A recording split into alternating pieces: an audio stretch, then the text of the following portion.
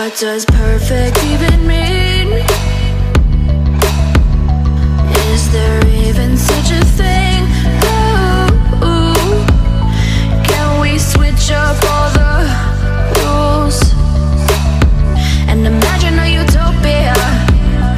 Darling, I'm just so fed up with these expectations. They keep weighing me down.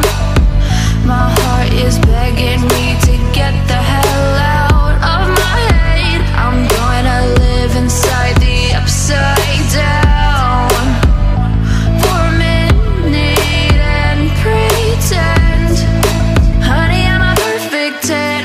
Whoa, whoa, honey, I'm a perfect 10. Whoa, whoa, and if I say it enough, it gets ingrained in my head, and I start to